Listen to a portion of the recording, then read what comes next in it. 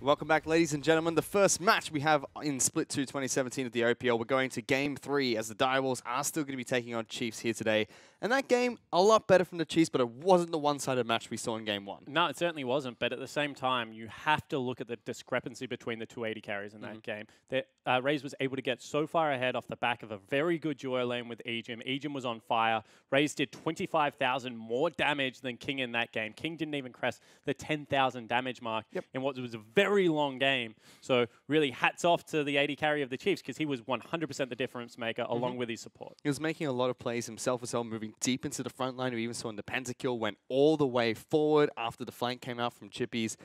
Didn't have much fear, Raze, in that game, and almost single-handedly put the team in the back. After that dive on the top side of the map to finish off the game was almost botched by Swiffer and Spooks. Yeah, it certainly was, and they're two members that didn't have a great mid to late game. I mean, Spooks had a very good early game, was able to get Swiffer ahead, but then Swiffer didn't really do all that much with his lead. In fact, threw it all away when they dove underneath the tier 2 turret for Fantix.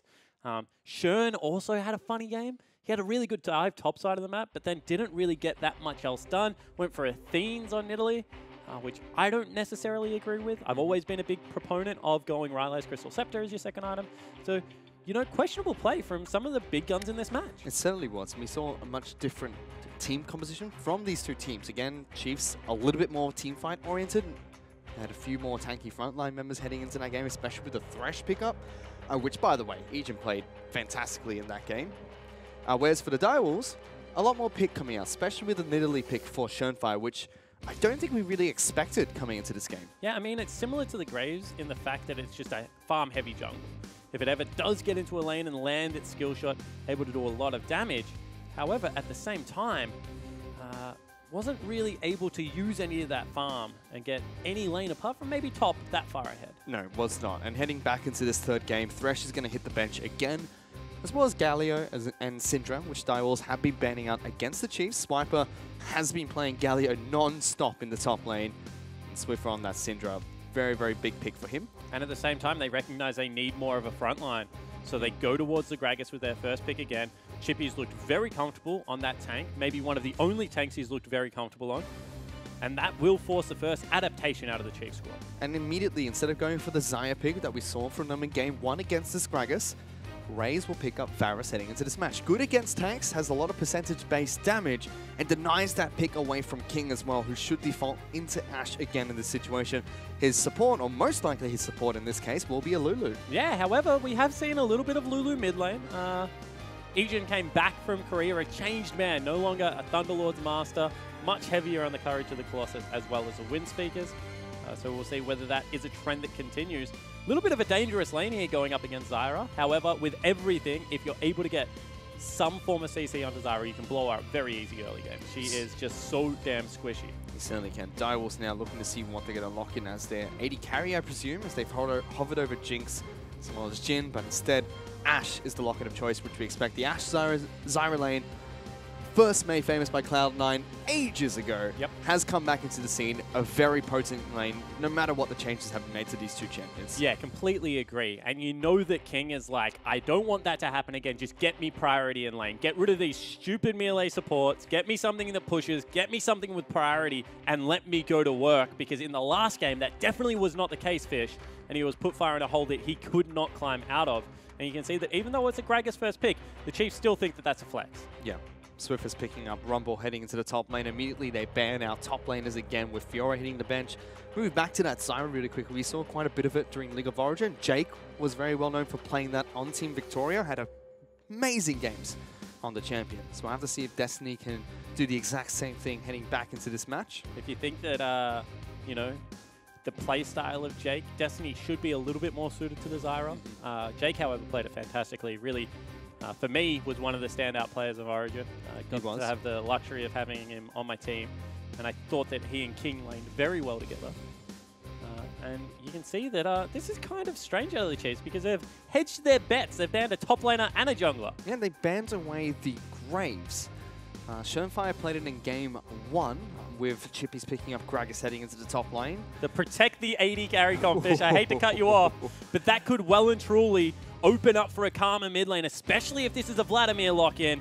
And Karma as well into the matchup. I think that Direwolves may have just put themselves in a little bit of a hole. Potentially, but with this Graves ban, it does leave Jarvan open, and Chippies will take that into the top lane. The Direwolves team comp, again, just looks so dangerous. But how do you get through what is going to be Lulu, Ivan, most likely Karma?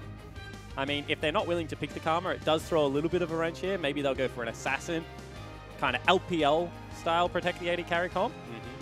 That could be it. That's going to be it. Swiffer takes that Assassin of LeBlanc into the mid lane. So this is strange now, because all of a sudden what they've done is they've taken a protect the AD carry comp into a relatively good 1-3-1 comp.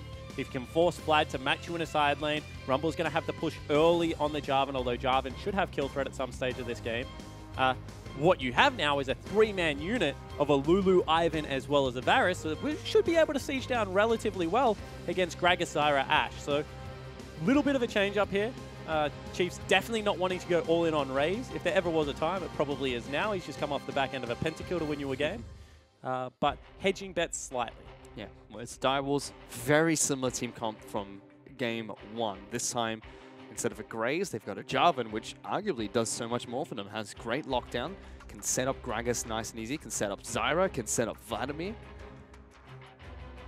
And the pressure is on Shern to be able to impact the lanes, because even though bottom lane should have a fairly decent push, I mean, Ashe Zyra, we talk about it all the time, is able to shove in quite well.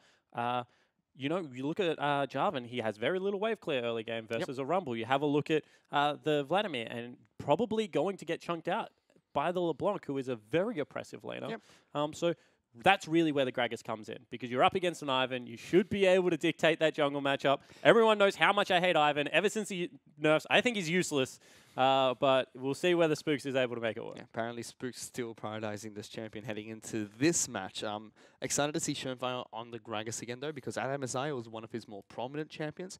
Made some great plays on Gragas. Hopefully be able to do the same thing as he has on Rift for this match. Completely agree. And I just can't help feel, as we get onto Summoner's Rift for Game 3 between Direwolves and Chiefs, that if that was a Karma mid lane, the priority would really sit with 3 pretty good lanes for the Chiefs. And an Ivan that's going to be able to buff up Raze late game. I really think that this is one of the few games on the current patch where you could go all in on protect the AD carry. Potentially. I mean, we saw it a couple of times at League of Origin as well, and the AD carry in question was King. However, we'll have to see what happens in this match. We'll have to see if Swiffer can pull off that trade in the mid lane on the LeBlanc. He's taken teleport this time around, so good cross-map play, but doesn't have the Ignite to deal with the Vladimir. Doesn't have the Ignite, means Vladimir will be able to turn around and return fire at points in this game. But he does have terrific chase down. So here we go. That's a lot of purple people for the Chiefs team in the bottom lane. They're going to try and chase down Destiny and King. Good slows. That's a flash from Swiffer. Predicts the flash from Destiny. Locks him down. Not sure about that. Now Swiffer's going to take a lot of damage in return. He's going to have to be forced back to base, and minions have already spawned. King tagging him again. That was really weird. That was a force. I mean, what it does tell me is that the Chiefs want to win bottom lane. All of a sudden, if Spooks can get down there with red buff, you know, able to march in there, get the little bit of the auto attacks as well as the Q, going to be able to lock up the Zyra nice and early. However, that's a force if I've ever seen a force. Teleport being used very early by Swiffer, heading back into the mid lane, so no summoners available for him. Spooks is going for the purple skin as well, so I believe the Chiefs have a full purple team component into this game. Thanks, Lulu. This game is going to taste purple now. However, Spooks will show an award, so should give Shern time to be able to invade, see whether the Chiefs are able to get the push and really scout for that. He's trying to freeze up here in the top lane. Does a relatively good job. I mean, we'll push back slowly because there's only range creeps left. Swiper, of course, not going to let that happen. Instead, just sitting there burning them. Swiper is always going to be able to push this lane as Rumble. Java doesn't really come online until he gets 1,300 gold. He can pick up his TM. That's when he can start to trade. That's when he can start to go all in. Ooh, here we go. Shern's going to spot out Spooks. Shern is fairly low. No smite available for Spooks. He will tag up blue buff. Shernfire seems like you can see straight away they just bring the whole team over. Ejim coming along towards Shernfire, tags him. Actually, he's gone Thunderlords as well, so not Wind Speakers. Normally, when you go a little bit more protect the comp, you go for the Wind Speakers. Maybe it's a Zyra in the lane that they want to focus on shutting down. Destiny already positioning quite aggressively. But bottom side of the map, dead even between the two. You expect King and Destiny to push up early, as they do have the Zyra on their side. This is what you hate to see, though, if you are kind of a Direwolf member. You got your blue buff invaded on Stolen. Gragas has no jungle really left apart from the top side. You look over at Ivan, and he's got 4 prepped camps. He's going to be able to go to the Raptors, he's going to go to Wolf, he's going to go blue buff, then he's probably going to smite away the Krug. And he's going to be level 4 at this stage of the game. And he's going to have 3 buff. And this is the thing that really annoys people when you're playing against Ivan. When he gets rolling, when he is able... Oh, he actually doesn't smite, so probably going to look to be invade heavy here as well. Going to really look to push that advantage.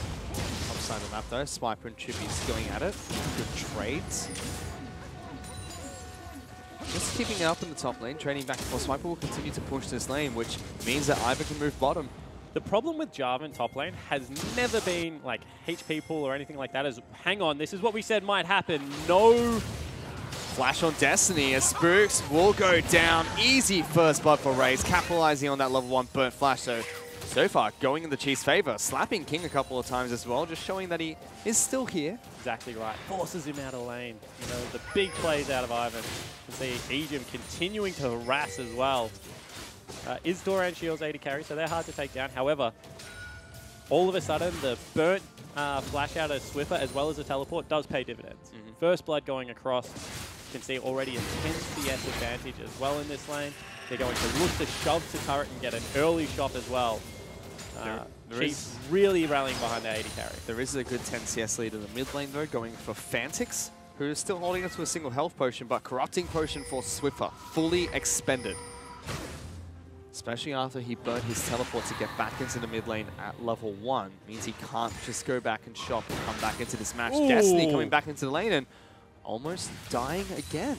And all of a sudden, as actually we have more action, so I won't talk about that. Swiper and Chippy just going to slap each other a couple of times. Yeah, all of a sudden Destiny is really far behind. He's actually going to be like a level and a half. If King's able to pick up the CS and not die, he will be accelerated, but that is just really dangerous. As you can see, Chippy, and this is what I was going to say, is struggling in the trades, not because of health or, you know, ability to do damage, just because of mana. Jarvan's really mana-gated at the start of game. As you can see now, Shern actually looking for Swiffer. Oh, over Spooks' head. Swiffer is dead. Shern's going to pay for it with his life, but my goodness, that man is confident. And actually gave the kill over to Swiffer there. So that's a bad gank coming out of Shern, because if Spooks is able to pick up this CS, they really don't miss out on any experience. And what was a big winning lane over for Fantix actually now gives a little bit of a gold advantage over to Swiffer. Does. See if that affects this lane in any way. Has gone back to base, picked up the Hextech Revolver. So a little bit of extra burst for the LeBlanc when she comes back into the mid lane. Top side of the map. Swiper's still pushing. This is what resourceless top laners do when they're strong in the meta. They just continue to push in. Going to continue to make J4, you know, expend summoner spells to get back to lane if he wants to catch any of the farm. You can see actually not the priority right now, so a 14 CS advantage over to the Rumble.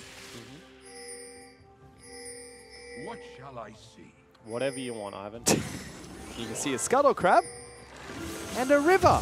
Aw, he's gone. Ejim has to clear out a couple of wards in the bottom lane. Fantix still being traded upon by Swiffer here, but just doesn't take damage. He's got a Spectre's Carl as his first item. Yeah, it certainly does. How do you burst through him? Doran Shield was always going to make scaling laners like really hard to deal with. And you can see that in this game, that means in the shape of the Vladimir being able to be up 15 CS. You can't really auto-attack, harass him out. Shern is showing on Scuttle Crab, so Swiffer should know that he's heading towards that lane. And once again, Spooks has Ivan, is going to look to take away the blue buff again. You can see 15 CS down, but is a level up just because he's prioritizing the big camp. And he already prepped that with the 2 wards he placed down towards the Raptor camp, so knows that Shernfire can't be there. And Shern is just going to look here and be like, God damn it. He's really annoying to play against Ivan. Just walks over and says, thanks for the blue buff, I'll take that, and distort back to That's my actually W. a big deal, because all of a sudden you can actually give blue buff on the bottom side of the map over to Raze if you want, or Swiffer can just get back-to-back blues which means that he's going to be able to, you know, focus against the Vladimir a little bit more successfully, although he's still 19 CS down. So you would have to say if there's a decisive winner in this mid lane, so far it has 100% been Fantix. Top side of the map, it is in favor of Swiper. Jarvan has gone back to base and picked up his Tiamat, so he does have the opportunity to wave clear, go for those more aggressive trades now. But whilst he's up in Creep Swiper, I would be interested to see how much is lane farm versus how much is him being a double golem goblin. Because time and time again, he's just walked into his own jungle and taken away Spooks' farm. You can see now Shern actually looking for a gank here. He's down Raze, good body pop. Rooted as well by the Zyra. Raze is dead. Easy kill by King, throws out the arrow. Good flash by Ejim though. Will narrowly avoid that. King was looking for the double. That means all of a sudden they want to invade, probably onto Spooks' blue. He does have Smite available, so going to be difficult to accomplish. Nigh impossible, one would say. Takes away the blue buff. Shenfire wants this camp. Spooks is going to wrap around, looking to see if he can take it back for his team. This is dangerous out of Shern. Ejim wants a fight here, gets shielded. Ooh, actually, I'm going to say potentially a turnaround kill there, as Shern went very low, but a good double root. Swift now using his ultimate on towards Fantix, locking him down with the chains. Fantix doesn't care. I mean, he's already got the cow. You can see that he's just going to be able to steal this one back up. Ooh, nice. Actually uses the chain again there. That's the combo. Spooks is behind Fantix, misses the Q, but Swift still goes in for some damage. That might have actually been a kill there if connects Spooks was able to connect it, just because of how much damage Vladimir does to himself with his pull. Good chain for Swiffer. Dodges out the blood rush that came out from Fantix, forces him to use the ultimate. Swiffer going back in. Good trades. Will get some health back, but not much. See whether he actually wants to look for a dive here. He knows that there's no ultimate available. He knows there's no flash, so he can play up and aggressive. This is really good pressure coming out from Swiffer. Spruce is going to find Shenfire as well. He's a level up over the Gragas. And you can see that all the Chiefs members actually converging here. They want to continue to pressure out this lane. The problem is when you start trading health back, Vlad gets his back in his advantage. Instead, the Chiefs use that advantage mid lane, head towards the Dragon, looking to take down the first elemental dragon of the game. So they'll start with a slight gold lead of about 600 to 700 gold and an elemental dragon in their back pockets. And I'm wondering when Swiffer actually walks across, if he does walk across and grab that red buff, because it's just been sitting there. It's probably about to time out, honestly. And you know that that would have really helped with those trades, and it helps getting your health back in the mid lane, which is a big deal. Especially since the Lunt is going to be auto-attacking anyway, thanks to the Hextech Revolver and eventually the Gunblade. Yep. Arrow, high wide, not very handsome. Yep, goes straight along the wall, not quite where you want to be aiming that at. But they're looking for a pick there. If it connected, that definitely would have been a kill. Still not so sure about the kill. I mean, he has double summoner spells up because he didn't burn them last time, as well as the Lulu ult. Finally starting to lose out on this lane quite heavily.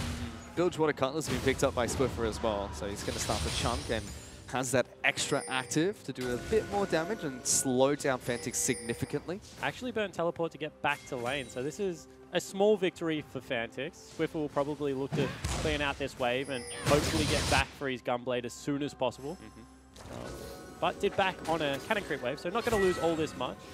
Bottom side of the map, both these AD carries are rushing towards Blade of the Ruined King, but it's going to be King that gets locked down first. Here comes Daisy and Ivan, both summoner spells used. Flash forward by Raze, looks for the stun, gets him underneath the turret. And all of a sudden Swiffer's here looking for the Zyra as well. Zyra's caught, she's going to be stuck underneath this turret, incredibly low. There's Swiffer, just auto-attacks him a few times. We don't get to watch that, it's a little bit too brutal. We are a PG-13 show. Certainly are, you can just see Swiffer's eyes lit up there. Straight away dives over the wall, able to pick up another kill for himself. So now 2-1-0. That CS advantage that the Vladimir was able to pick up means next to nothing now. First turret going to go down. They will trade it most likely for a Rift Herald. You can see that Jarvan is going to walk across and actually help out the Gragas. Now the Chiefs, they're 3,000 gold up after what was a flawless game one from the Direwolves. It just looks strange. I mean, Direwolves are executing so well. And you can see that Raze in his player cam is actually all fired up at the moment. Of course. He's performing incredibly well. One of the big question marks we actually have from Split 1 is not whether they can play individually, but how this duo looks. Now he goes back, picks up his Bork, and is really looking the goods in games 2 and 3 for the Chiefs. In this game, Blade of the King really matters when you look at the front line of Vladimir, Gragas, and Jarvan. Yep. All going to be Lots of HP health. stackers, not much armor coming out amongst them. Now I'm curious to see who's going to be getting the health mitigation stat here, because Gragas and Vladimir, 2 champions that rely a lot on getting health back halfway through a fight. Someone has to stop that. I mean, now the only E does. Ejim with Ignite. The E has it off the back end of... ooh. Out of Ejim. Garrus' Blinder Quiver does have it. Fantix, though, trading against Swiffer. It's a good trade. Active use from Bilgewater Cutlass to slow him down, but Ivan just walks in, grows some rushes for Swiffer, and doesn't do much else. I mean, he's just walking around. I think Swift is saying, I need help pushing, and Boots is kind of saying, I don't push. So, I mean, Ivan, what do you expect from me?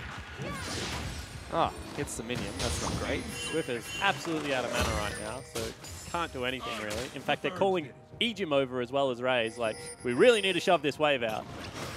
I think that it's time to send LeBlanc to the side. So Fear's going to head back to base. You'd expect him to complete his item and pick up his boots. Hextech Gunblade is complete. I actually think this is the best lane assignment that they have. Keep Vladimir mid if you can on wave clear duty, and just match that with the Varus, who's going to scale very nicely, and potentially get Swiffer into a lane with the Ashe. Of course, you're not going to want to keep Zyra around in that situation. However, we'll just run back mid, and they send Raze back to the top lane again, potentially looking to push down turrets. Yeah, trying to pick up the last bit of CS that is pushing on the top side of the map. Needs to pick up by Raze. Has got some damage on the top lane turret, so can push that out and eventually chip away the top lane outer. I mean, that's kind of what happens when you're a Rumble in these lanes. They're actually looking, but not finding anything.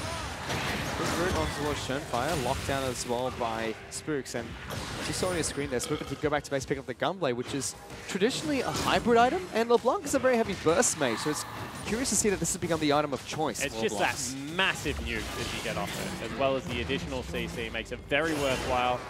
Ooh, Zyra might be caught here. Throws out the ultimate. Destiny was not there. Schönfire is there to back him up. Curious ultimate from Raze. There was a ward in that brush, so he did have vision. Yeah, it certainly did. I thought he was going to step a little bit, Raze thought he was going to step a little bit further forward. You can see that Swiper, once again, just uses the ulti, clears away that bottom wave. Chiefs will get the advantage in regards to the fact that they've got a couple of turrets now. Tricky play from Swiffer. Will lock down Fantix. Throws out the Gunblade as well. Spooks now going to continue chasing. Humor play used by Fantix to deter Swiffer and Spooks from pushing any further forward, but another good route. Fantix in some trouble here. The chain will connect. Swiffer will lock him down, and the rest of the walls just slowly catch up to the mid lane. Swiffer, though, body pop, knocked back, will get a wild growth, but immediately snared up by Destiny. That was flawless execution from the 4 members of the Wolfpack. Fantastic play out of Shern, and Swiffer had flash as well as the ultimate available. Now they're going to be able to use the Rift Herald. They'll be able to bust open the first turret for them in the game. Herald, and really equalize that gold lead. I think they actually could have stuck around for maybe the second one. There's no equalizer available. They decide not to. 10 seconds till next dragon spawns. Harold gets another charge going. Dragon. Doesn't do too much. If it's Infernal, makes a lot of sense. Not really, does it? Mountain dragon instead. I mean, equalizes a mountain. However, not really the most important dragon right now for them. They could rotate bottom lane, which is a slightly safer play. Let's see how Chiefs react to this. Schönfire now stuck in this pit. Chiefs could collapse. Certainly could. I mean, also the Vladimir could just collapse, and now Ejim's probably dead. Ejim's in a lot of trouble. He's forced to flash away. Fantix going in. Sanguine Pool. Arrow pops as well. Ejim's still alive, but there is the arena built by Chippies. Good pick on towards the Vladimir. Double kill picked up by Swiffer. Chippies is trying to run away, but he can't. The Chiefs collapse, and the captain picks up a triple. What a play out of Swiffer. Was able to actually land multiple passes in that rotation and just picks up so much damage, teleporting back in. He's now 5-2-0, and in the side lane, no one really going to be able to match LeBlanc. And they needed him to grab the kills because he's 30 CS down. But time and time again, just able to make this LeBlanc pick work. With that, Chiefs, they take the Mountain Dragon for themselves. They now have 2, and Raze is going to chip away at this turret. 2 Mountain Dragons and red buff. This is going to burn real quick. And you have to think that the call should have been to just collapse and burn the dragon, not to leave a Gragas do it by himself. And Shern actually even had to use the ulti there to try and clear out mid-wave that took 90%. Let's have a look at this. So Ejim, very brave, just walks at Shern as a solo. And you can see that Fantix doesn't really want to pour everything into the Lulu. In the end, they're going to have to burn it. And Griffith just able to get in there. Raze does a lot of damage. Ejim's dead. Caught again 2 times in a row, but Chiefs can't capitalize on it this time round. And this game has devolved into like a really sloppy play again. Much like game 2, was very calm at the start, but now the tempo has picked up and the mistakes are starting to roll in from both squads. Yep.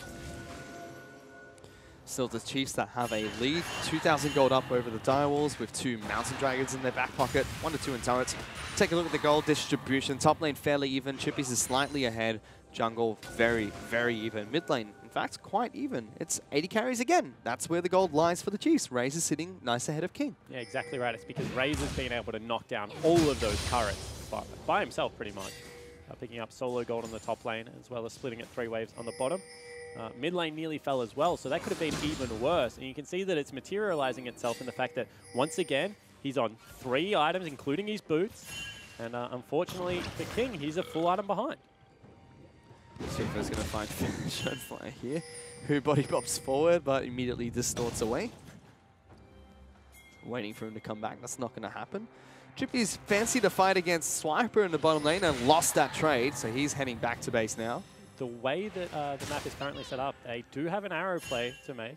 You can see that Swiffer down in the bottom lane. Ooh, Swiper nearly stopped that back. Didn't know it, but he almost was able to stop Chippies from getting back to base. Swiper's going to continue pushing out, rely on his natural regeneration to get topped up. And you can see that time and time again, Spooks is just using this to take away all the big camps away from Shern. Swiper will take that. All of his bottom lane camps, but none of his top. Hello, Fantix. Here's a chain. Prepped that one earlier. Here's 2 more. Takes quite a bit of damage. Right, Fantix doesn't really care. Unless you kill him straight up, he's just going to regenerate all that health back. But it does put some pressure on, because if he rotates on half health, entering a team fight like that, you have to burn the ulti very early. Shern's keeping up because he's getting Raptors and Wolves over and over again. But Spooks has done a great job of denying all major buffs. But again, the game a little bit slower now. 2,000 gold lead for the Chiefs is not that critical, but it's all on Raze again. Hurricane to the components of a Zeal being picked up. The thing about this game is I don't know if they have enough damage to burst through the shields that are going to go down on Raze. And on the flip side, there is definitely enough damage out of the Chiefs members to be able to light up someone like a King or a Shernfire very quickly. Gets caught again. Destiny's going to tag him with the root. Ultimate comes out shortly after. Body bot from Shernfire will knock him up again. And Ejim just been caught time and time again. Slowly going to fall here. King gets that final auto attack down. I mean, but look how long it takes to kill anyone. Sure, that was without Jarvan, but they still use the ultis to pick him up. Jarvan now going to hammer away at this bottom lane turret. That actually might be a structure picked up, and this game going to be back to pretty even fit. Yep, close to even. 500 gold is what separates these 2 teams, but Shernfire has been called out. Tries to knock Swiper back into Fantix. Equalizer used. It's a good one. Shernfire getting very low. Flashes away late. Swiper picks up that first kill. Can Fantix get a return? He can. Nice and easy. Very nicely done out of Fantix. Now 40 CS up, as well as having that extra kill. Lots of MR, which is what he needs. Raze has to flash away from Chippies. So this game actually starting to look much more Direwolves favored as they're getting some picks. Slowly going in the Direwolves' favor. They're going to have the gold lead. I mean, they're about to pick up that top lane turret. Chiefs have continually sieged into mid and just not being able to pick it up. Dead even in gold, slightly in Direwolves' favor. The only thing Chiefs have as an advantage right now are 2 Mountain Dragons. Which are not very useful unless they're starting to knock down these structures and neutral objectives. Raze without his flash means that he's vulnerable to the Chippy's ultimate as well as the Shernfire body bop knockback. King staying his distance away from these turrets as Chiefs equalize the turrets taken in this match, 3-3. Reclaim 600 gold lead, so not all that much fit. And this game feels like it's one big team fight away from exploding. Chiefs, you can tell, want to force people to side lanes. They keep sending Swiffer back to a side lane. He has teleport. Probably has kill threat on Chippy. Definitely does not have it on Sternfire anymore. Sorry, not Sternfire, Fantix. Big item power spike for Spooks here, so Redemption as well as the Thene's Unholy Grail have been picked up. That's the 2 items you really look towards on the Ivan. Do you think that means that maybe Aegium will go towards an earlier Ardent Sensor? Potentially. We'll have to see what he picks up. Looks like he's moving towards Redemption first. Well, yep. Which makes sense. Double Redemption is still very strong. Not as strong as on release, where it was just disgusting. Still a decent pickup. Especially when you're trying to protect Raze, when you're trying to protect Swiper as well as Swiffer. More heals the better. Now grouping up though, but pings coming out from the Wolves.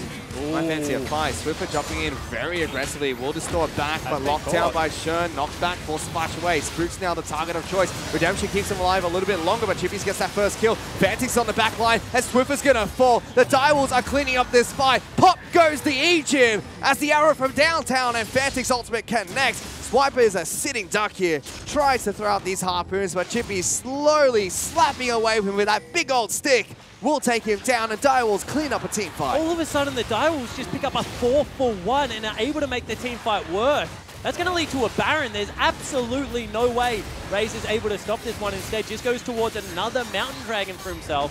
And just like that, Direwolves pick up a big gold lead and bust this game open again. And what was that team fight? The Chiefs had Swiffer jump into the back lines when the Direwolves were collapsing? Very, very questionable calls from them. So they do get a Mountain Dragon as a consolation, but against a Baron buff, and now a 3,000 gold lead for the Wolves. Yeah, and the thing was, not only did Swiffer dive forward, it was about Spooks following. So now all of a sudden, Spooks is caught amongst 3 people and flashing really into no man's land. That is not where you want to be with Ivan. You want to be with your AD carry. You see Fantix dashes in onto Raze, and because they don't have any protection there for him, really just has to run away from Fantix. There was not really all that much else the AD carry of the Chiefs could do. And that's a 3,000 gold lead. So yes, Chiefs have 3 Mountain Dragons, but it doesn't look like they're going to be able to use it this game, the way the Direwolves are currently playing. Raze is still looking to try and pick up more items for himself. Has the Hex Drinker looking for his second Zeal item. And only the Morellonomicon. No Mortal Reminder yet picked up by Raze. You have to think that's a little bit of a mistake because a lot of these team fights are being turned around by how much damage can Fantix do. Now level 15, highest level on the map as well as Chippy's. Sonya's Hourglass picked up as well. He's got a bit of armor, invulnerability, MR and health. Bunemy is big. He becomes public enemy #1, is now Aegium caught again. Again getting locked down, Arrow connects, Destiny's moving forward. Big ultimate by Destiny. Swiper's ultimate not in the best positions possible. Swiffer will pick up a kill in the back lines. Now chasing towards the rest of the Wolves. Fantix able to soak up enough damage here. With that, Direwolves take another turret. It's a 1-for-1 trade, top laner for support. But Raze is very low. The Direwolves are sticking around for a little bit longer. They certainly are. They want to be able to push in with these Baron up creep. They feel there's enough protection on Raze to be able to clear this one out. Fantix trying to get as much life back as possible. Swiffer going to dash over the wall. Some poke damage on towards Fantix. We can see the chips here and there just don't do enough to knock him out of the lane. Direwolves will eventually back off, but they got what they came for, another turret. Yeah, exactly right. Turret, 1-for-1 trade. Not the worst thing for the Direwolves. A little bit of freeze frame action. Oh, lots of freeze frame action. People were waltzing all over Summoner's Rift there. Fortunately, we'll head into another pause. I think I know what that one was. It looked like the game stopped for a second, and then everyone just moved forward. I believe we call that, in my solo queue games, lag. Which is not very possible on a offline tournament. Yeah, interesting, to say the least. Yeah, but fortunately, a couple of technical difficulties here, so we will head into a pause in this match. But again, Chiefs started off strong, but this time around, it's the Direwolves that turn things around. Yeah, and you have to think that a lot of it, once again, is on the back end of that man on your screen. 2 levels up, having a very good latter stage of the mid-game. Has been able to just zone away Raze, who seems to be a lot of the Chiefs' team fighting prowess at the moment. Aegium's being caught out. You have to think that maybe he's a little bit more used to playing go-in supports at the moment. And the Lulu is suffering in that regard, is going in and dying a lot. So we'll see whether he is able to pick it up. But this game, definitely not over. Direwolves right now, a couple of thousand gold lead, have the Baron buff for a couple, maybe a minute more. Didn't get to check it just before we went into this pause. But still, as soon as that Mortal Reminder comes through, as soon as the big Ardent Sensor items, as well as the shields, are able to be layered, do they have the damage to be able to burst through and really clean up Raze? Or is the magic damage that's coming out of Swiffer, coming out of Swiper, going to be enough? It just feels like it's sustain against sustain. Sustain of keeping the AD carry alive, and this is the natural sustain of Jarvan, Gragas, Vladimir. It just feels like these team fights, they're just going to go on forever. Like, you'll have 2 people die, Zyra and Ashe, they're dead straight away. And then everyone else just lives for another 100 years and slowly whittles away at one another. And the thing is that Vladimir has taken Ignite because he wanted to have a good laning phase, which he did. So the Ignite has done its job. However, without Ghost, can he get through everyone in the pool and really get into the backline? I think that's where Chippies as well... Yeah, nice, Sam. That's where Chippies as well as Fantix needs to be on the same page, Fish. Fantix needs to be diving only when Chippies dives through. Otherwise, he needs to be content with just, leeching off the front line and putting out that good damage. Whereas the man on your screen there, Destiny, he's had a great Zyra game. Positioning his ultimates fantastically in these team fights. I mean, really zoning away. And when you have big zones like the Jarvan ultimate, like Gragas ultimate and Zyra ultimate, much easier to play things like Ashe, where you don't necessarily have this escapability of the other AD carries. Stage you just stand and deliver, no one can really dive on top of you. Swiper has looked better in games 2 and 3 than he was in game 1. The Rumble ultimates have been pretty on point. They have been. His Rumble play has always been good. It's been one of his cheeky grid, one of his pocket picks, even though he's known as a tanky top laner. Big Swips likes to get on carries when he can. Yeah, when he can. He's still searching for that long-lost Tryndamere game. I'm waiting for the Sion to come back. That his coaches always deny him. Sion Sivir, Chief Specials. Oh, goodness. Just charge it down. Press R, run at people, hope for the best. Run it down mid, but actually in a positive way. As you can see, investigating that lag that happened was a little bit strange. It appeared on everyone's PC, so as you can see, IT in there, having a look, checking out the logs. 3 games, 3 pauses. 100%. 100%. 100% pause rate. Not great. I don't really like that stat. And now the team really has to be able to reset, because if you're the Chiefs, you have to be able to say, all right, what's the next move? What are we building towards? How do we shut down this big steamrolling composition that is Jarvan ultimate, Vladimir ultimate, dive onto the backline, kill everyone? And then if you're Direwolves, it's about being able to stay grounded and not really be overzealous, because if you dive too deep on one of these fights, triple Mountain Dragon, Chiefs are going to absolutely be able to rip through structures. So it's about, playing it a little bit more calm. You're in the lead, sure, but you also still have to pick the right moments to go aggressive. You certainly do. I mean, Chiefs are not out of this game yet. Just it still is a Direwolves dominant game after the turnaround they had in the mid-game. I mean, it hasn't really been dominant. It just feels like inevitable. It feels like, the scaling's getting there. Vladimir's going to be able to punch through soon. It's still a difficult task. Double redemption as well as Ivan shields as well as Lulu shields is really hard to chunk out. So how do you kill anyone? You don't. I mean, that's what we've seen time and time again, is that one person... There's only been one team fight where 4 members of the Chiefs died. Apart from that, it's been 1-for-1 trades and just chipping away at objectives. And something we talked about during Champions League was Swiffer's gone for an assassin. We saw in that last team fight, he was moving forward, whereas the backline was really just Ejim trying to peel for this Varus, because Spooks had to try and protect his AP carry, then he gets caught out. The backline is up against a Vladimir, and that's difficult. You'd have to think if it was a Karma, something different, maybe they're all in the backline protecting this Varus, but not the case in this game. Yeah, potentially. I mean, what could have been if there's a big 5-man shield coming out there? But, of course, there is an additional threat because there is no Karma in the game. And you have to think that 6 kills so far for the LeBlanc, certainly not having a bad performance. No. It's just about whether he can get access to that backline. Spooks, on the other hand, suspect positioning. His positioning has been real weird for the couple of games. Very questionable from the Chiefs jungle, but unfortunately we're still investigating this lag issue. So to take us through the game so far, let's send this one back to the analyst desk. Thanks very much, Fish and Spawn. We are investigating that lag issue while we're in this pause. I thought I might just spend a bit of time breaking down what we've seen so far. Chiefs taking an early lead, and then Direwolves clawing their way back, Tigger. Yeah, you pretty much nailed it on the head. This has been a very, very slow, passive, calculated game by both teams. Direwolves got set behind, but they've just taken it very passively, taken what they can when they can. They've been conceding dragons, which is a very curious decision to just give up 3 Mountain Drakes in a row. Well, Chiefs have taken 3 Mountain Drakes before and lost a game. I was gonna say, That's a thing that's happened before. does it matter if you don't have Mountain Drakes if there's no Baron left on the map? Because that's what they've done. They've just taken Yeah. away the Baron instead. But it's been a game of them conceding small things in their mind to sort of claw their way back into the game. I think the game's been very similar to the first one from the Direwolves. Just hold on, keep scaling, and just try and get to that late game power point where you'll have more potential threats there. In saying that, basically to echo what the casters were saying, no one's going to die when you hit that stage of the game, and I like what the Direwolves have actually done so far through getting their incremental advantages to actually get themselves into a position where they're in the lead, consistently getting picks. And not just getting picks, like Spooks, suspect positioning perhaps, may not always going to be in the right place. They're killing Ejim, who's not exactly the one with suspect positioning in team fights, but is half of the shielding combo that the Chiefs have got for protecting the AD carry. I think he's like 0-5 now or something. They're clearly targeting him. But looking towards this game, is this a slower game because both teams are playing conservatively because they are, obviously respecting the other team? Is that what's going on?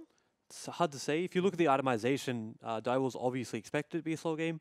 Fnatic started with Spirit Visage after getting a commanding lead level 1 because of what Chiefs did. Yeah. To still then go Spirit Visage first means that you don't want the game to end in the next 30 minutes, right, at that point, unless Chiefs make a huge mistake. So I think that it was a decision by Direwolves to go into this. I'm not quite sure if Chiefs also agreed with that or made that same decision, or if it's just happened because of circumstance. Yeah, I think Direwolves were forced into it just a little bit, again, by losing that middle lane, going for a Spirit Visage. You can't just go Spectre's Cow. You may as well commit to being the Vladimir item, and then he wants 2 items, and he needs 3 items to do damage with all of what he's got there. So they're waiting for those big spikes on the side of the Direwolves, and a lot of how they got back was by getting these picks, generating advantages and some map control, some vision.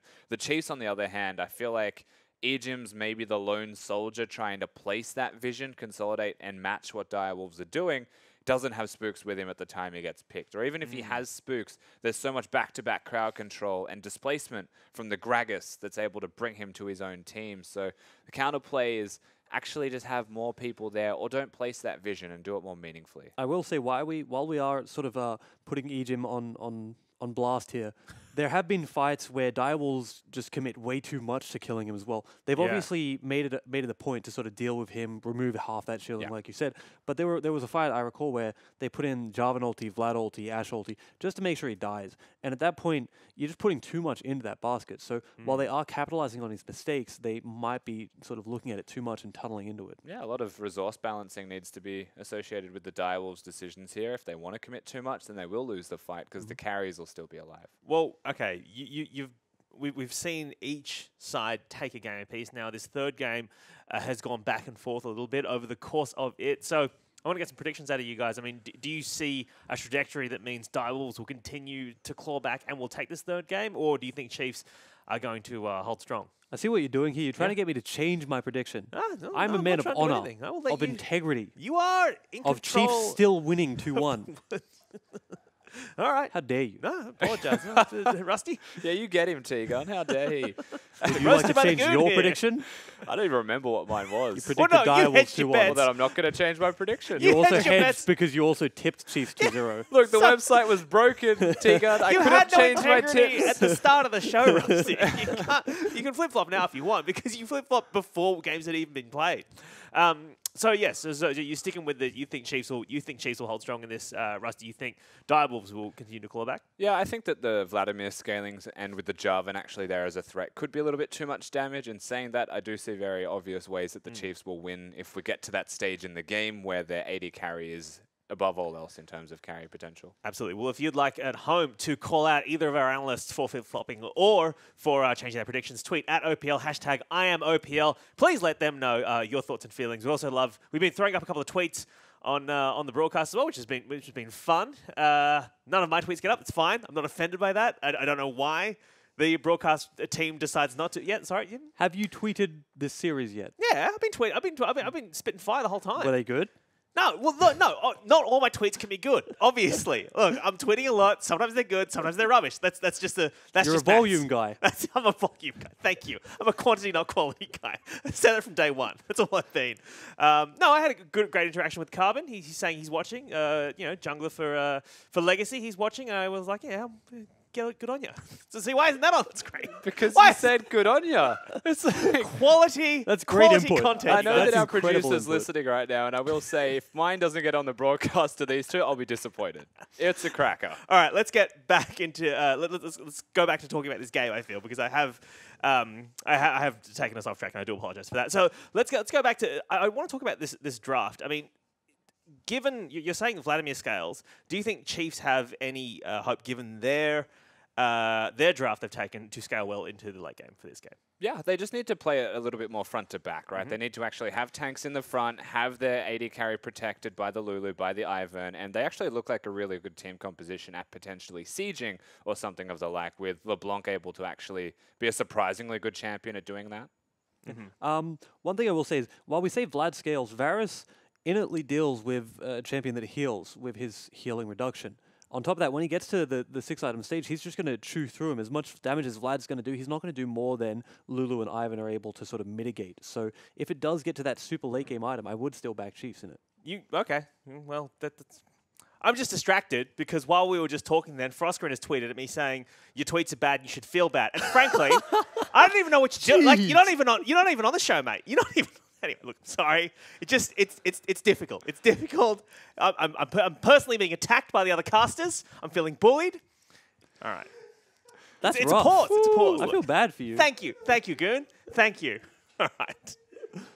It's all falling apart. Hashtag I'm OPL. Feel free to tweet in positive things, please. Thank Positive you. mental attitude. That's Exactly. important. PMA. Guys, we're just trying to be positive going into this, finishing out this third game as we still are investigating a pause because of a lag issue. Now, let's talk back again to the game. I refuse to be distracted now. Despite the fact it was quite rude. Anyway, it's fine. T-Gun, in these extended pauses as a pro player, when you're sitting there at the desk and this is a game is on a knife's edge, I mean, how are you maintaining control? Because you're not allowed to talk at this point, Yeah. are you? You have to stay silent. And it's actually quite mentally taxing. You can't isn't it? even give your teammates any looks that could be construed as like giving them a signal. No tapping on the desk. Yeah, no. you just got to sit there stoically brooding over the game. So you can't even Morse code like Nope. communication. No, and if you learnt Morse code to communicate in pauses, I think you should be allowed to. All right, that's some dedication. That needs to be paid off. But Are you just doing breathing exercises? What are you doing? you're just trying to remember where the game is. Right. Honestly, a lot of the times when you come out of a pause, tracking summoners is hard, tracking ultimates is hard. Just sort of keeping track of what you're doing is the hardest thing. So you have to stay switched on the whole time and just sort of, when it goes back into the game, understand what your goals are, what you were doing, and to keep pushing on that instead of sort of collapsing into what is a standard setup for your team. Well, the issue, I have an update for people watching at home. The issue has been identified. Both teams have been offered a remake for the game, but both have declined. So we are going to go back into that same game as soon as all of the teams are ready. So that means we're not going to game 3.5/4. We are going back into game 3. And while they're preparing that, Rusty, I wanted to get your final thoughts before we go back in. Is there anything you're going to be looking out for going into this this second half of game 3? I mean, the idea is we watch if the Varus can do it or if Varus is going to die to all of the threats there. And honestly, with the way the fact that Chiefs and Direwolves both said they don't want a remake, I think they're both confident that they can either kill or be killed. Okay. Well, again, you've chosen. That didn't make sense. No, I just want to go. I stand by it. This is a mess. This is a broad mess, and I apologize. Look, it's day one. We're still ironing out a few kinks, and I apologize for that. Rusty did pick Direwolves 2-1 on the desk, but he did tip Chiefs 2-0. T-Gun, you've picked Chiefs 2-1 going into this. Is there final thoughts from you in terms of what you're looking at as we go into the second half of this game 3? Have we ever seen a back-to-back pentakill from a person in a best-of-3 in the OPL? Ooh, not that I know of. It's going to happen. It's going to happen. It's going to happen. You think you think Razor's going to pop off? I've got to believe in him or else I got no hope. I just is Varus a pentakilly kind of champ at this point in the game? When Any there's- champ that could attack another champ can get a pentakill, right? Yeah. Like I know. Like physically it can Korean occur. advice right there. I just mean like, is it likely given where we are in the game, Tiga?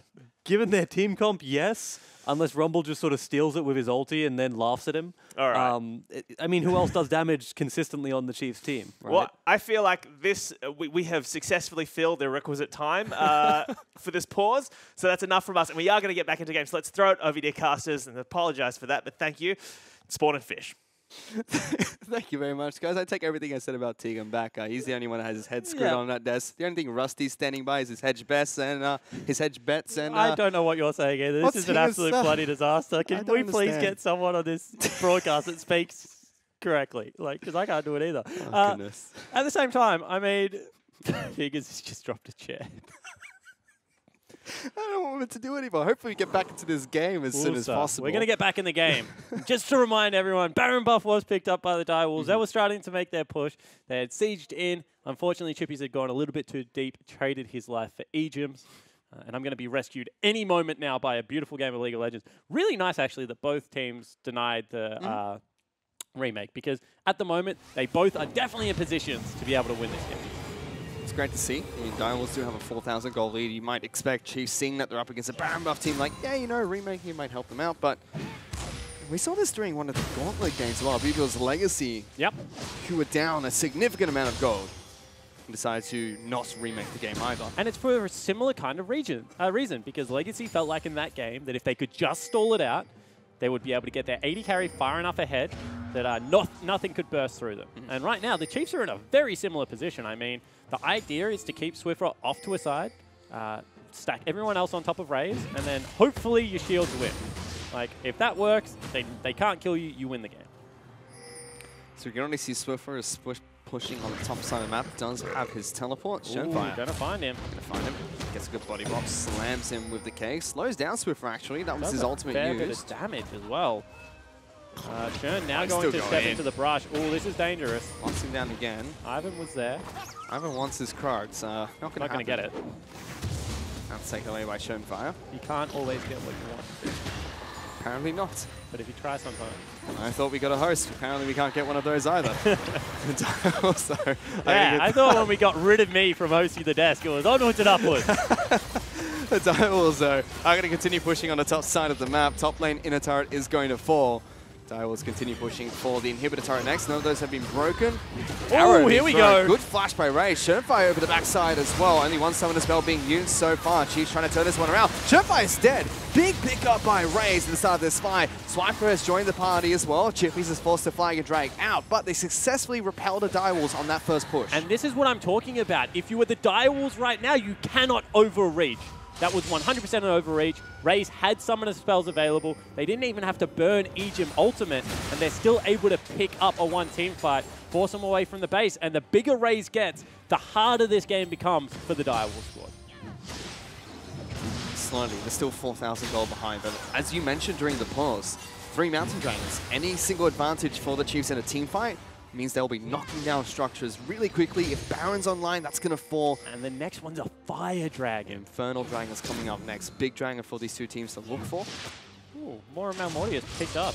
Jarvan's got that one. Also on the side of Raze, actually. So simultaneous Moors. The graphic serves 2 perks. And Raze really needs that one against Fantix, Destiny, as well as Shernfire, all dealing magic damage. It's a really nice pickup, in fact, because, you know, when you get down to low health and the lifeline kicks on for that lifesteal, you're going to have Bork, you're going to have Moore's lifesteal, as well as big shields coming in. And that's when you just turn into a stationary turret and just stand and deliver. Exactly right. That's why, in this situation, I absolutely love the Hurricane. Normally, I'm a big fan of Phantom Dancer, but I think when you have this much shield, Hurricane definitely the first pickup that you go for. I would like to see a Phantom Dancer next. And then you become like a pseudo-tank turret as E-Gem. Ooh.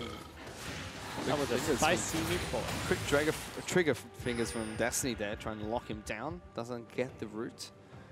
Well, was close. Direwolves have their eyes set towards bottom lane in the turret. And actually, they might just have it in controlling this area and looking towards what will be the Infernal Dragon. Because I think that the Chiefs will give this up. The reason I say that is you can see Swiper and Swiffer both currently nearing that level 16. Swiper just got it, as well as Void Staffs. And once they have the Void Staff, they might feel they have enough damage to push through a lot of this magic resistance. Potentially. But right now, both of them sitting on the components, they definitely do not. So that Dragon comes up in 15 seconds. Instead, Direwolves have some time to continue pushing bottom lane, which they decide to do. This is the final outer turret outside of the Chiefs' base, and one of the easier objectives to go for because it's nice and long space in between the two turrets to go for a dive. And they take it with ease. Big minion wave for the Direwolves. Picks it up nice and easy. And they move straight towards the Infernal Dragon. Yeah, and I think that that's a really nice leave by the Chiefs. I think that right now you can see Swiffer goes back. They've actually got enough gold for that Void Star. They're going to have double teleport advantage. That means that if they send Chippy's bottom lane, they can use 2 members to attack him and maybe take him down, and then collapse onto that Baron area. So there are options right now that the Chiefs have that maybe aren't available to the Direwolves, even though Direwolves still retain a 5,000 gold lead and look like they have the better team fighting comp. Problem is, Direwolves now, they can keep Chiefs locked in their base. Only inhibitor turrets left standing, and Baron's coming up in 10 seconds. But you don't want to keep them trapped in the base because the Chiefs feel they have scaling. They right now are looking at it and they're like, we've got a 3.5 item Varus that is well and truly online. Ivan is like really ramping up. They're going to have a lock-in in a second. Onto Ejim as well. So right now, if you're Direwolf, you want to be able to end this on the next team fight and not have it go to that late game where Ivan's going to be able to keep the Varus up through everything because 80 carries eventually win out in this game. That's a good arrow. Connects onto Strix. Schoenfire's coming in as well. Yeah. Chippies wants to lock him down. There is flash available for the Ivans, and they're taking this nice and slow. Raze throws out a good ultimate on top of the equalizer as well. Immediate locket being used by Destiny there. So Chippies will take most of that damage, so will King. But still, good coordination from the Chiefs. Actually, really nicely done. They maybe could have even turned that. Now Spook's still low, cannot be the one to face check that brush. They're not going back to base, so there's TP teleport coming coming in. back from Chippies. They have a flank on towards the Chiefs. Did they just march this mid lane down towards the turret? I mean, they're going to look to try. Really, it's only Spooks that is a little bit low at the moment. Still have eyes on the Baron. You can see they move in. They're going to clear it out. They're going to look to start it up, actually. They're going straight for it. Control will spot out that they have been spotted. Direwolves clear out the wards. Baron down to half health. Chiefs, they want to go for a fight. No equalizer. No Varus ultimate. Not much lockdown from the Chiefs. Whereas the Direwolves didn't burn much. Baron's low. Taken away by Gragas. And here we go. Direwolves get it. They go for the full fight. Fnatic straight into the back line. Spooks has been locked down. He's the first to fall. That's the protection gone. Swiffer gets blown up. Egypt's dead. Swiper's the next target. And Raze is stuck alone. No defense coming out from the Chiefs. A clean ace. A clean Baron. And the Direwolves are pushing for the Nexus. And they're going to be able to pick it up. We said that the Direwolves wanted to fight now because if it went any later, they did not have the damage. However, at this stage of the game, 33 minutes in, they get the team fight they're looking for, and they're knocking on the Chiefs' door. They're straight on towards the inhibitor turret. It was a close-fought game in Game 2. A complete one-sided affair in Game 1 by the Wolves. And now, with this Baron buff, with all 5 members left up, the Direwolves are onto the Nexus. They will take down Chiefs in the first ever match of Split 2 2017 of the OPL. And really well played. I mean, they had a comp that they felt that they could execute on in the mid-game. It was starting to drag out, but they got the initiations they were looking for. And without ultis, I don't think the Chiefs should have fought. I think they should have just seeded the Baron buff and continued to wait to scale up. Because late game it was looking promising, but the Direwolves, they take their one opportunity and they really make it work. It almost felt like, you know, the ultimate coming out from Raze was crucial. Locked them down so they can't chase Spooks any further, but the equalizer on top of that, that's 2 crucial ultimates being burnt, which was easily mitigated by the Iron Solari, just simply walking away from it. And then that final team fight, they had nothing. The only thing that was expended by the Direwolves was that arrow, and they took such good advantage of that. Yeah, they certainly did. I mean, when you have a look at that series as a whole, Direwolves definitely came in as a favorite, but I think that by the end of it, Chiefs were very scrappy, but starting to claw their way back in. I think that this split is going to be really exciting because Direwolves right now look like the better team, but I think that with a couple of tweaks, Chiefs might actually be able to pick up that game. And Direwolves want to be clearly the best team in Oceania, not taken to 3 games and over 3 and a little bit hours, the best team in Oce. And you have to remember that the Chiefs as well, they're bouncing back from a 4th place finish last split. I mean, they were taken down by Sin, who went on to become the 3rd place team in the OPL after losing to Legacy. So still, they're bouncing back from a rough split 1, and now they have to bounce back from a rough start to the split as well, losing to the Direwolves. And there's still going to be changes coming through. I mean, Volt, that was his last game as a coach. Haven't heard who is going to be replacing him, although there's mutterings around the Twitter sphere. But really, you have to take your hats off to Direwolves because in a game 1 that was very close, they showed their class, they stuck with it, and they picked up the win. They certainly did. They take that one 2-1 against the Chiefs, but that's only the first match that we have here today. We still have one more best-of-3 series later on tonight. It'll be Regicide taking on Abyss. But for now, to break down that game and tell us a little bit more about the next one, let's send this one back to the analyst desk. Thank you, Fish. Thank you, Spawn. Well, T-Gun and Rusty, we have spoken about this game at length already. But there was a quick end after that long pause, Tegan. I don't want to talk about it. All right. That's- I want to talk about it. you know, Rusty was right. Direwolves got the victory. Rusty it was was a correct. 2-1. You were half right. Congratulations I to was Rusty. absolutely right on broadcast. You were My wrong tips on the are well and tips. truly wrong, but that's a different story. I still think the fact that the Direwolves won that quickly is the biggest mistake of all from the Chiefs. Sure. But it's very commendable the Direwolves were able to win it that quick, forcing a Baron fight, getting all of the kills at the end of the game, like before the window actually closed, where the Varus was too protected. And also looking back towards the start of the game, Chiefs took an early lead, and to have that mental fortitude, from last split, to then claw your way back into the game from the Direwolves, that's commendable as well, Tegan. Yeah, like I said, when they got behind, they realized they were behind and said, all right, what do we concede to just sort of slowly regain our ability to win this game? And they obviously chose the Dragon and just kept taking objectives away from there, getting their picks away from there, or based off the back of that, picking people off while they were trying to ward and whatnot. And it was really, really smart by them, really calculated. It wasn't just desperation plays. It wasn't them throwing themselves at a Rift Herald, at a Baron, at something and just hoping the Chiefs wouldn't notice. And that's the thing I want to highlight is they didn't get back into this game through luck or through like a one big Chiefs mistake of them not warding something. It was just constant, very clever, very calculated plays. I think also this sets up a very interesting dynamic for the rest of the split because it wasn't a 2-0 from the Direwolves, it was a 2-1. Last split, Chiefs beat Direwolves 2-1 in week 1, and then Direwolves went on to win the the whole thing, right? So these guys don't face each other again until, I think, week 10. Yeah. So, Rusty, this sets up a very interesting dynamic for the rest of the split. It certainly does, right? And the Chiefs now need to bounce back after week 1. Finishing first is obviously super important in the OPL with how it places you in the playoffs and where you'll end up for your team. So, yeah, Direwolves starting on the right foot where they want to be. Chiefs actually being able to fall down in the first week. Still looked better than what I think we've seen from them. And they are close to being the Chiefs that we have known of old. Direwolves still got them at the start. All right, let's take a look at this draft and go through this pick ban phase. In particular, I want to talk about this Lulu from Egypt. We saw a lot of Lulu last split. Is it still popular globally? You guys both play support. It's still big? Yeah, it's always been a big pick, especially in comps like they play to protect the ADC comp. Interestingly enough, it's a pretty boring champion when you're a support player, and Egypt is pretty vocal about not liking to play boring champions, but still just went through it and went through the motions. But So, in terms of picks for support in that role, if you're going up against a Zara, is Miss Fortune still a viable counter to that, or is that's old news now? That's old hat. it's still viable, but it didn't really fit their team comp or what they wanted to do. And we've seen Egypt is a very good Misfortune, stealing Barons, getting triple kills, what have you. Last split, game 1, week 1. Yeah. Anyway. But I would say Lulu is probably the right pick there for what they were aiming to do. I can't really fault them for it. It's just it seemed like he was a little just iffy on it, not very confident, not very. I hesitate to say practiced on it because he's obviously played a lot. I assume he's played it a lot, but it seemed like he was just not his usual self. And the little things like going for Thunderlords, not going for Windspeakers, if the goal of the team composition was to protect their AD carry, why was he going for the Thunderlords, right? And is it focusing on lane presence? And if you are focusing on lane presence, why not be the Misfortune as an example, like opportunities there? The other thing I want to talk about with the Chiefs picks is we've gone with Varus in that they've gone with Varus in this last rotation, not with Zai. Zai wasn't banned.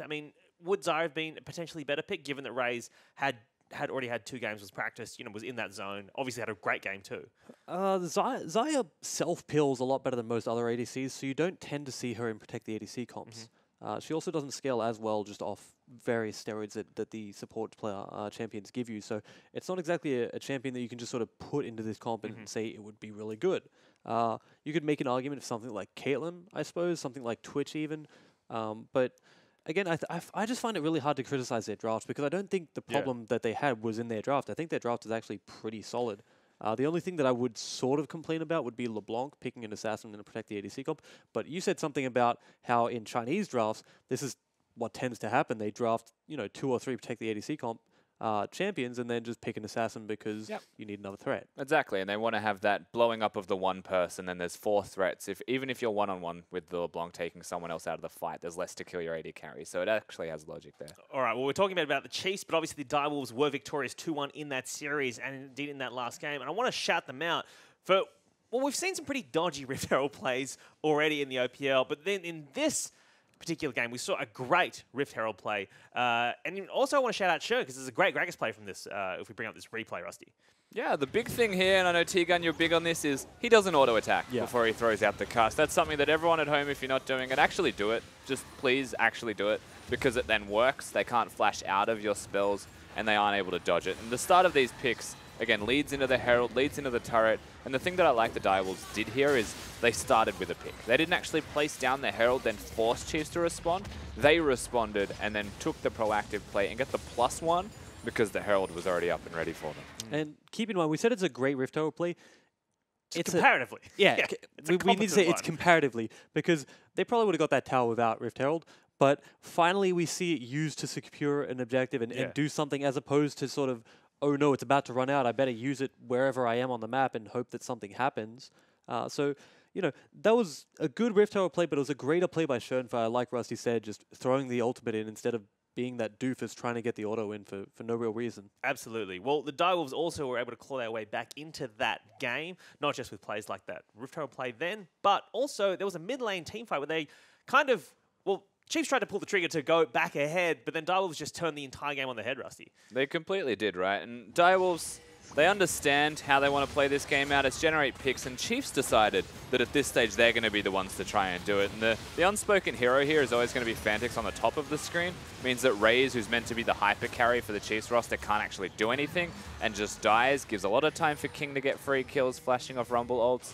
Unfortunately for Swiffer, made a bit of a mistake at the start of the fight and basically just jumped into his own death. But they were trying to hit that wombo and trying to go forwards, which I don't think their comp was that good at doing. You kind of had this really weird combination of, we want the Direwolves to come at us so we can protect the Varus, but we also need to engage them somehow, and it was a little bit lacking there. Yeah, I would say that was just a tale of the mid laners.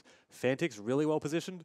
Swiffer giving himself up to King for no real reason. He double jumped into him and didn't. I think he maybe connected on the second one, but whenever you're double jumping to get on top of someone, even if it's an ADC, generally you're probably not going to kill them in the best case scenario. And in the worst case scenario, like we just saw there, he just died for nothing. Well, the final thing I want to take a look at is a graph of total damage done to champions. Now, I know previously we brought this graph up, and I think it might have been a bit iffy, but let's have a look at this. I think this seems to make more sense. Is anything surprising there for you when you look at that, T-Gun? Not really. Again, though, it is a game where Chiefs do a heck of a lot of damage, but it just doesn't matter because they're hitting a bunch of tanks. They're hitting a Vladimir who doesn't really care. So while you look at the graph and you think, wow, how did this game get out of control? You know, Chiefs are pretty much across the board doing more damage than their opponents. It doesn't matter if that damage isn't effective damage. And I wish there was a way to tally that up into a cool little graph for the viewers at home to see, but how do you calculate effective damage? So it'd be damage as per the percentage of someone's health that you've done, I think. Something like that. Damage in team fights specifically, right? It's such a specific thing. But Chiefs are doing a lot of damage because they poke really well. They do a lot of damage in lanes and just in spots where they can sort of chip the opponents away. But they're just not doing the correct thing in fights. And I think that's what's sort of slowing them down. Yeah. That's it. He said it. I'm an analyst. Let's take a look at Fantix as well, because I feel like he was back and forth in that game. But first of all, great haircut. Fantastic stuff. Really great hair game. What did you say before? You didn't want to send any terrible haircuts? I don't want to send any bad hair game to MSI, and we didn't. Direwolves was a strong hair game. I loved it. No hair gronks, I think is what I said. Sorry. Vladimir, obviously this is becoming a bit of a power pick for him in this split too. He's played it twice. I think now done very well both times. Are we going to see him kind of stay on this? I mean, Vladimir was the champion that got them the OPL split one victory as well, right? He was a big part of the team here. Fantix comes back in a split one. Day one again for himself, still plays the same champion, still hard carries, so definitely something that will need to be looked at in the future. I was surprised it wasn't even maybe touched in this series. Yeah, I mean, if you're banning Kassadin as a respect ban, or what I assume to be a respect ban, why not Vladimir? Because I would say they're pretty much close to the same level of strength for Fantix. So maybe after this game you go back, you sort of look at what you did and pick ban and say, was this worth it? Would it be better to put Vlad here instead of Kassadin? If so, why? And try and work from there. And it's not that Swiffer wasn't handling him in lane or anything, right? Like, once he got the blue buff, he was still farming fine, played the teleport LeBlanc to keep the Vladimir down. Taliyah was a very similar prospect for them, but ultimately, the Vladimir gets 2 items. who's going to deal with the Vladimir then? Yeah. All he does is kill you. But It's then, just not about lane. even if you try and ban out that Vladimir instead of the Kassadin ban, right? Then Phanix has got Kassadin. So then you try and take a ban from somewhere else in your draft, and you're taking away, if you're the Chiefs, you're taking away the Zac ban, the Elise ban, the Fiora. Like there are no, you know, they're obviously trying to ban out, I guess. Well, I think there were 3 jungle bans in that last game against Shern. I mean, there's just so many threats on this Direwolves lineup. Like, you can't just like focus bans on someone without opening up another door somewhere else. If I was going to do it, I'd remove the Graves ban for the Vlad ban, because Vlad was picked in that second phase. But then again, we saw Shern play Shern Graves to pop off pretty on good Gra- effect. Yeah. So how do you justify it? Is Vlad worth more to them than Graves is? It's such a niche thing to go into and sort of work out. And it's not something that I'm about to try to do on the desk for them. I'm not that smart, all right? I'm not Cyclone, I'm not Volt, I'm not any other coach from overseas that might come over here to coach here. Sure. All right? But it's definitely a discussion that they need to have and need to sort of work on if they want to beat them in Week 10. All right, well, that is all from us. Game 1 of this split ended up with Direwolves 2-1 over Chiefs. But we're going to be back with Regicide and Abyss Esports after this break. But let's check out some highlights from Game 3 first. Flash on Destiny as Spooks will go down. Easy first blood for Raze, capitalizing on that level 1 burnt flash. So Now Shern actually looking for Swiffer. oh, over Spooks' head. Swiffer's dead. Shern's going to pay for it with his life. But my goodness, that man is confident. And he's going to be keen against lockdown first. Here comes Daisy and Ivan. Both summoner spells used. Flash forward by Raze. Looks for the Got stun. him. Gets him underneath the turret. The rest of the walls just slowly catch up to the mid lane. Swiffer though, body bomb. Knocked back. Will get a wild growth, but immediately snared up by Destiny. That was flawless execution from the 4 members of the Wolfpack. Fancy's going in. Sanguine Ball. Arrow pops as well. Egypt's still alive, but there is the arena built by Chippies. Good pick on towards the Vladimir. Double kill picked up by Swiffer. Chippies is trying to run away, but he can't. The Chiefs collapse, and the captain picks up a triple. Fancy a fight. Swiffer jumping in very aggressively. Will distort back, but locked down by Shern. Knocked back, force splash away. Spooks now the target of choice. Redemption keeps him alive a little bit longer, but Chippies gets that first kill. Fancy's on the back line, and Swiffer's gonna fall. The Direwolves are cleaning up this fight. Pop goes the Egypt as the arrow from downtown, and Fantic's ultimate connects. Swiper is a sitting duck here. Tries to throw out these harpoons, but Chippy slowly slapping away with that big old stick. Will take him down, and Direwolves clean up a team fight. Well, Chiefs, they want to go for a fight. No equalizer, no Varus ultimate. Not much lockdown from the Chiefs, whereas the Direwolves didn't burn much. Baron's low, taken away by Gragas. And here we Direwolves go. get it. They go for the full fight. Fantic straight into the back line. Spooks has been locked down. He's the first to fall. That's the protection gone. Swiffer gets blown up. Egypt's dead. Swiper's the next target, and Raze is stuck alone. No defense coming out from the Chiefs. A clean ace, a clean Baron, and the Direwolves are pushing for the Nexus. And they're straight on towards the inhibitor turret. It was a close fought game in game 2. A complete one-sided affair in game 1 by the Wolves. And now, with this Baron buff, with all 5 members left up, the Direwolves are on to the Nexus. They will take down Chiefs in the first ever match of Split 2 2017 of the OPL.